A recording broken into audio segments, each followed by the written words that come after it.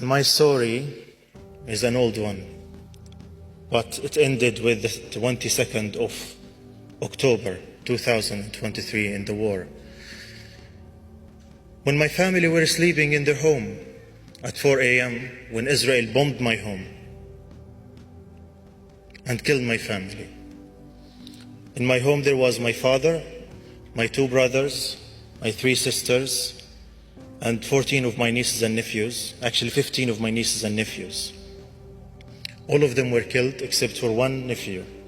His name is Omar, and he's 3 years old. He was injured, and he was retrieved from under the rubble.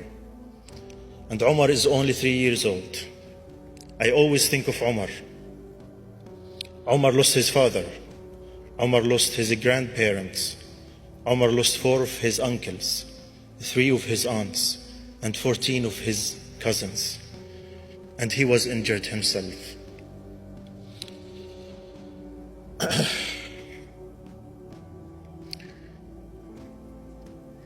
So when this happened to my family, I decided not to stay silent.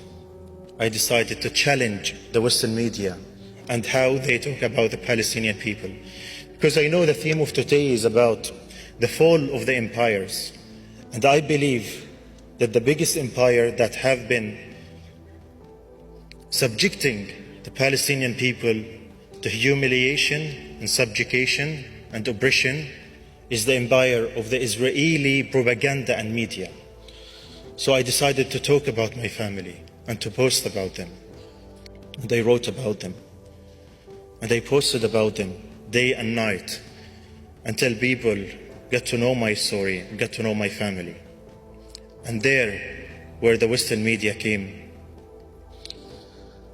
they started calling me every now and then to have me interviewed by one of their anchors.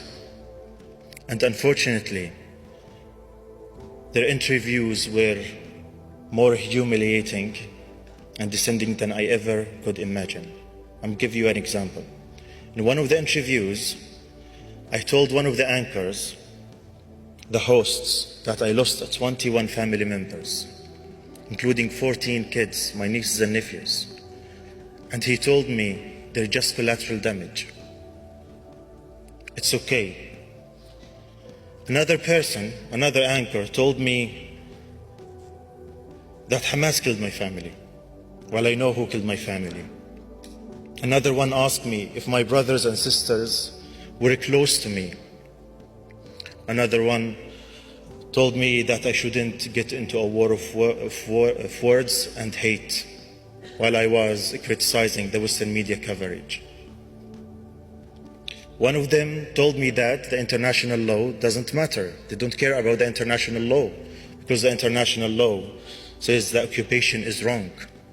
One of them told me that the UN is a spin force. And in the comments, many questions the reality that I lost 21 family members.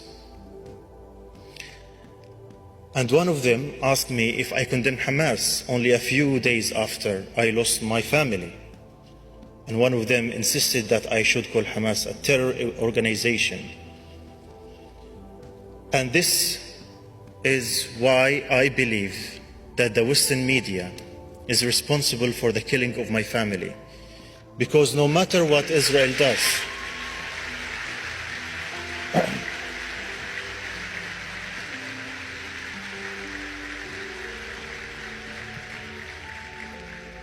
because no matter what Israel does over the past 75 years, no matter what Israel does, it is always their actions are justified by the Western media.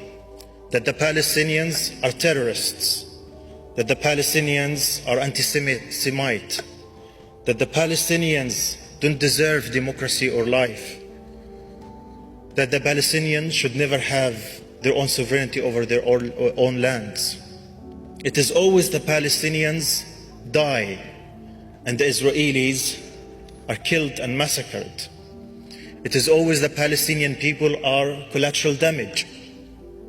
It is always the Palestinian innocent, the children don't matter because they're not white. And that's why I will not forgive the Western media. I will never forgive the Western media. And I believe us, the Palestinians, we have been defying the Western media for a long time, and now we are using social media to defy the narrative of the Western media, and we are making a huge success.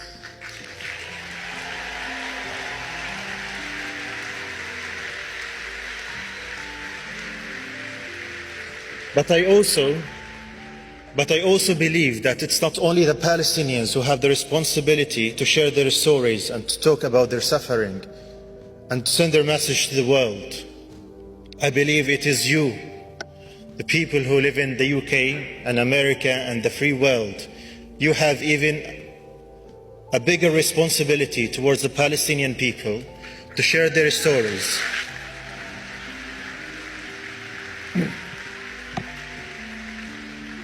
And allow me to be harsh with you a little bit. We will not forgive you if you do not tell our stories and convey our message. We will never.